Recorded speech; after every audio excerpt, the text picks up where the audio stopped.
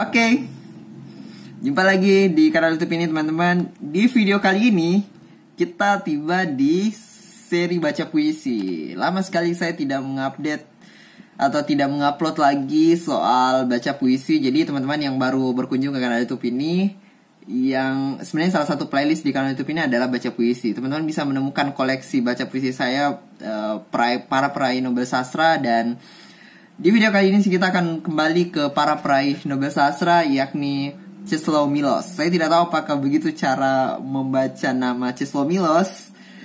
Czesław Milosz ini adalah seorang penyair asal Polandia. Jadi dia adalah peraih Nobel Sastra pada tahun 1980. Dan salah satu puisi yang akan saya baca diterjemahkan oleh almarhum Sapardi Djoko Damono. Ya, kita sebetulnya masih dalam kondisi bersedih karena beberapa hari lalu Sapardi atau tokoh besar yang Sapardi Djoko Damono sudah berpulang dan telah tiba waktunya, telah mendahului kita gitu. Dan beliau adalah salah satu tokoh yang sebetulnya sangat berperan penting dalam perjalanan puisi di Indonesia gitu.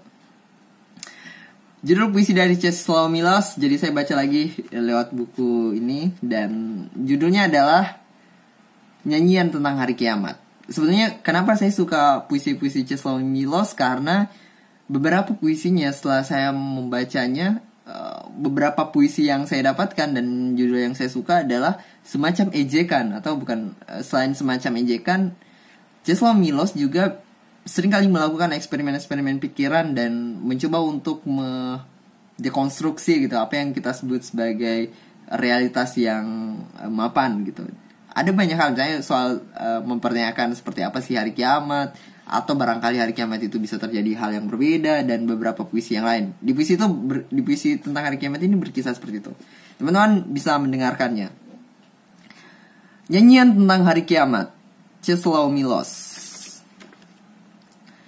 Pada hari kiamat, seekor lebah mengitari sekuntum bunga. Seorang nelayan menambal jalannya kemerlapan. Lumba-lumba bahagia berloncatan di laut. Sekawanan burung gereja bercanda di bekas hujan. Dan ular bersisik keemasan sebagaimana mestinya. Pada hari kiamat, ibu-ibu melintasi padang dengan payung di tangan.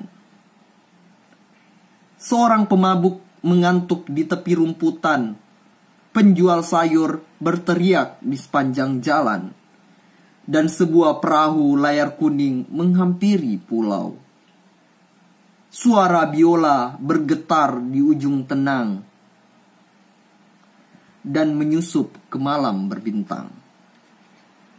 Dan mereka yang mengharapkan kilat dan guruh pasti kecewa. Dan mereka yang mengharapkan perlambang dan trompet malaikat tak percaya apa yang terjadi kini.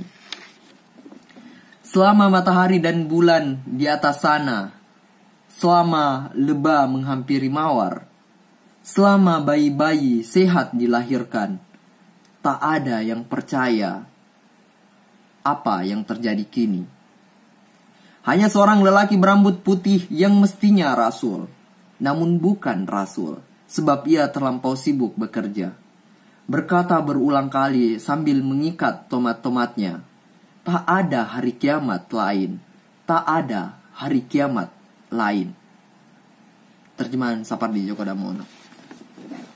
Begitulah teman-teman, jadi di puisi ini kita bisa mendengarkan bagaimana Czesław Milosz menggambarkan ketika hari kiamat itu datang. Jadi judulnya Nyanyian Tentang Hari Kiamat. Dia menceritakan bahwa pada hari kiamat seekor lebah seperti biasa hinggap di mawar, dan seorang nelayan seperti biasa menambal jalannya dan sebagainya gitu. Jadi tidak ada yang berubah. Jadi bagi orang yang masih percaya bahwa hari kiamat itu akan ada trompet bagi malaikat, atau akan ada kehancuran yang merajalela atau besar gitu, akhirnya orang itu tidak akan percaya pada hari itu kalau hari itu adalah hari kiamat gitu.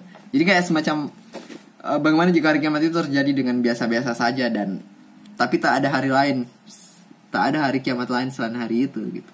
Itu kayak filosofis sekali gitu.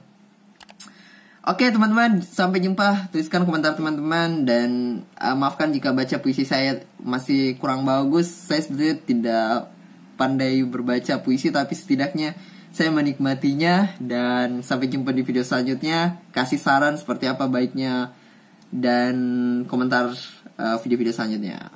Thank you.